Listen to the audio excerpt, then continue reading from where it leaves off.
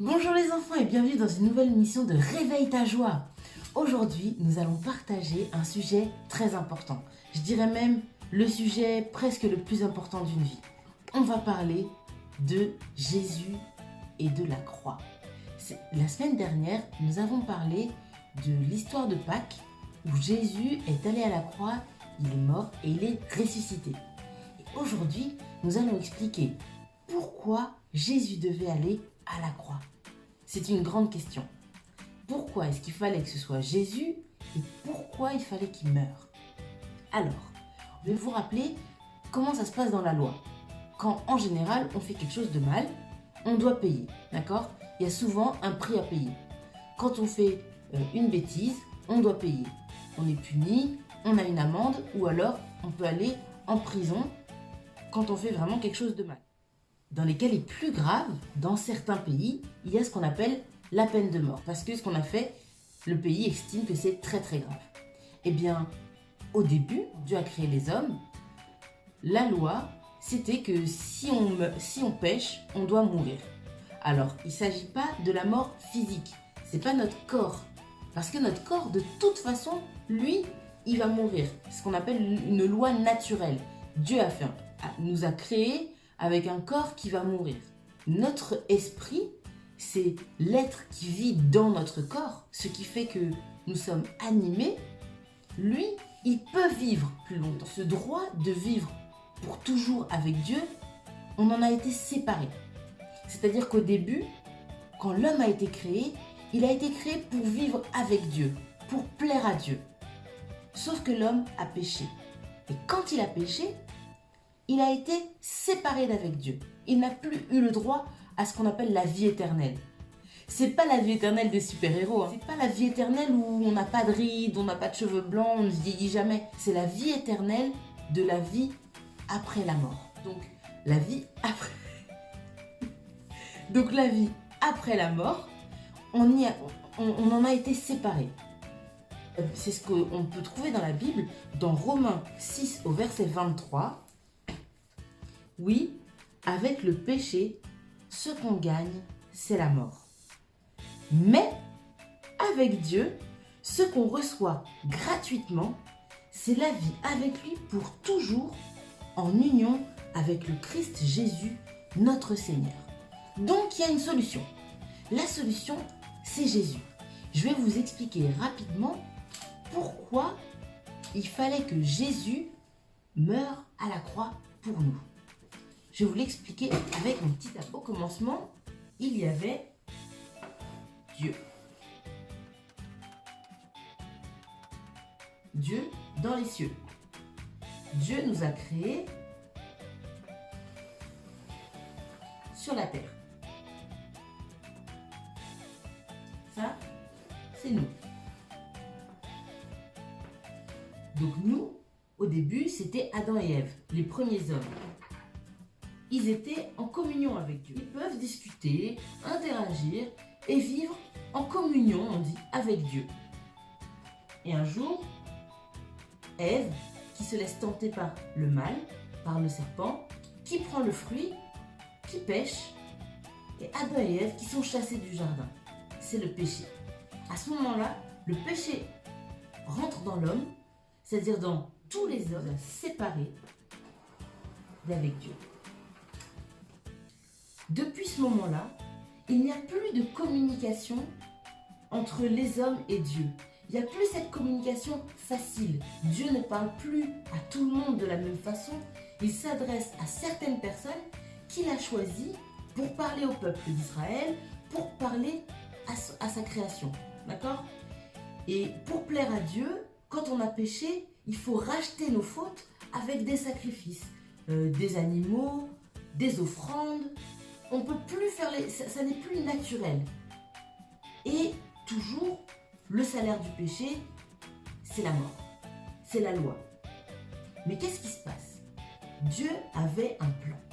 Dieu nous aime. Et il a décidé d'envoyer une partie de lui, son fils, sur la terre. Et il l'envoie sous la forme humaine. Donc c'est à la fois Dieu qui vient sur la terre sous forme humaine. c'est Jésus. Jésus, c'est le plan de Dieu pour nous sauver, pour rétablir la connexion. Mais il ne faut pas seulement que Jésus vienne sur la terre et nous parle. Il faut aussi que Jésus paye le prix de tous nos péchés. Et en faisant un sacrifice, le sacrifice, le seul sacrifice qui pouvait nous permettre de rétablir cette connexion, d'accord, entre nous et Dieu. Partout où nous sommes, depuis notre cœur, nous pouvons parler à Dieu, communiquer avec lui. Et en plus, il nous a pardonné. C'est un chapitre 2, au verset 14, nous dit, il a effacé, je vais même reprendre au chapitre 13. Vous étiez morts à cause de vos fautes. Et aussi parce que vous n'étiez pas des circoncis. Mais Dieu vous a rendu la vie avec le Christ. Il nous a pardonné toutes nos fautes. Il a effacé le document de nos dettes qui nous accusaient et qui étaient contre nous à cause des règles établies. Il l'a effacé. Il l'a détruit en le clouant sur la croix. Et oui, quand Jésus est allé à la croix, il a effacé le document, la loi qui disait qu'on devait mourir spirituellement, qu'on serait séparé d'avec Dieu. Il nous a donné accès à la vie éternelle. C'est-à-dire qu'une fois que notre corps va mourir, parce que notre temps sur terre sera fini, nous avons la possibilité d'avoir accès à la vie pour toujours directement avec Dieu. Ça, c'est merveilleux. C'est ce qu'on appelle le paradis, ce qu'on appelle l'éternité. D'accord? Un endroit merveilleux où on est dans la gloire de Dieu. N'est-ce pas une bonne nouvelle? Si c'est une bonne nouvelle, alors mets plein de pouces bleus. D'accord? Donc, je vais vous montrer pourquoi il fallait que ce soit Jésus. Jésus, le Fils de Dieu. Pourquoi Jésus? Ça aurait pu être quelqu'un de très bien. Ça aurait pu être Jean-Baptiste, ça aurait pu être l'apôtre Paul. Pourquoi il fallait que ce soit spécifiquement Jésus qui meurt à la croix pour que nos péchés soient pardonnés? Je vais vous montrer ça dans une petite expérience. Quand on est tout propre, on est pur, on n'a pas de péché en nous. Et puis le péché arrive, et puis on fait des petites choses petit à petit, et ça nous entache. Le péché prend plus de place, ça c'est quand on vole, quand on ment, quand on fait des choses mauvaises. Et donc là, on n'est plus pur du tout. Mais heureusement, il y a Jésus. Jésus, lui, il est pur. Il n'a jamais eu de péché. Et si le péché vient en lui, c'est ce qui s'est passé à la croix,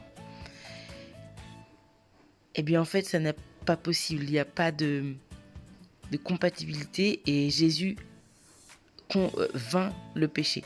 Jésus est plus fort que le péché et à la croix, il a pris le péché et il l'a vaincu. Et la super nouvelle, c'est que si on laisse Jésus entrer en nous, si on l'accepte dans notre vie, eh bien, on peut changer.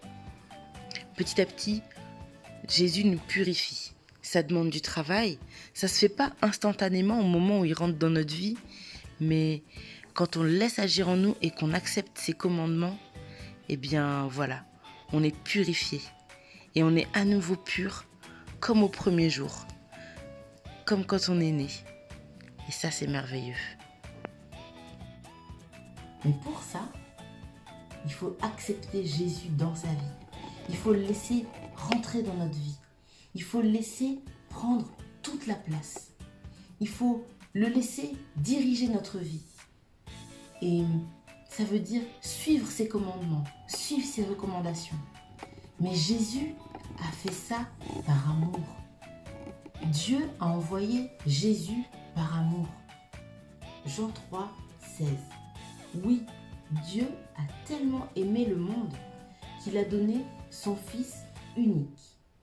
Ainsi, tous ceux qui croient en lui ne se perdront pas loin de Dieu, mais ils vivront avec lui pour toujours. Waouh! Waouh! C'est génial! Il y a de l'espérance. Toi et moi, on peut vivre avec Jésus. Joie, Ça peut faire partie de notre quotidien les jours. On peut se réjouir et dire merci Seigneur parce que tu as donné ton Fils pour que moi j'ai la vie et une vie heureuse. D'accord? Une vie remplie de bonnes choses. Et je peux me réjouir quand un jour je vais mourir. Eh bien, je serai avec toi, Dieu, dans ta gloire. C'est-à-dire que je serai avec toi, sans mauvaise pensée, sans tristesse, sans douleur, sans maladie. Quelle qu'ait été ma vie, je pourrais être avec toi pour toujours, dans tes bras d'amour qui me font du bien. Et ça, c'est une bonne nouvelle. Et pour ça, il y a une chose à faire, c'est accepter Jésus. Est-ce que ta bouche affirme devant tous que Jésus est le Seigneur? Est-ce que tu crois dans ton cœur que Dieu l'a réveillé de la mort? Dans ce cas, tu seras sauvé. Je t'explique que si tu dis avec ta bouche, pas dans ta pensée, mais que tu dis à haute voix, oui Seigneur, Seigneur Jésus, je crois que tu es mort et ressuscité pour moi, par amour. Et si tu le crois dans ton cœur, c'est pas si tu le dis parce que ta maman ou ton papa ou ton moniteur d'école du dimanche veut que tu le dises. Il faut que tu le crois dans ton cœur et que tu décides que tu y crois, que tu décides de t'accrocher à ça. Alors, tu es sauvé. On appelle ça le salut. Tu as le salut pour toujours. Que ton nom est écrit dans un livre en haut. C'est comme une sorte de liste qui dit tous ceux qui sont sauvés et qui ont leur place au paradis, dans les cieux, avec Jésus et avec Dieu. Et une fois que ton nom est écrit, pour l'enlever, il faut plus qu'une gomme. Ça, tu peux le faire maintenant. Tu peux le faire avec quelqu'un si tu as envie d'être accompagné. Et si tu ne sais pas avec qui le faire, tu peux aussi mettre un commentaire et je te contacterai et on pourra faire cette prière ensemble. En tout cas, si tu as déjà fait cette prière, gloire à Dieu. Ça veut dire que ton nom est inscrit là-haut et qu'on se retrouvera dans l'éternité. J'espère que cette vidéo vous a plu. Pour moi, c'était vraiment un plaisir de vous partager cette nouvelle qui réjouit mon cœur chaque jour. Je vous invite vraiment à vous abonner à la chaîne, vous activer la petite cloche pour avoir des notifications, pour avoir les prochaines informations sur les autres vidéos. Mettez plein de pouces bleus. Vraiment, mettez en commentaire tout ce que vous avez pensé. Vous pouvez aussi me rejoindre sur Instagram, sur l'Instagram Ecodim ACER Rennes. Je suis monitrice à l'école du dimanche de l'ACER de Rennes. Aussi, je voulais vous inviter samedi prochain à un goûter Zoom. C'est un goûter que chacun va préparer chez soi, un bon petit goûter, et on va pouvoir échanger de cette vidéo et aussi d'autres sujets ensemble avec tous les autres moniteurs de mon équipe d'école du dimanche, avec ma responsable.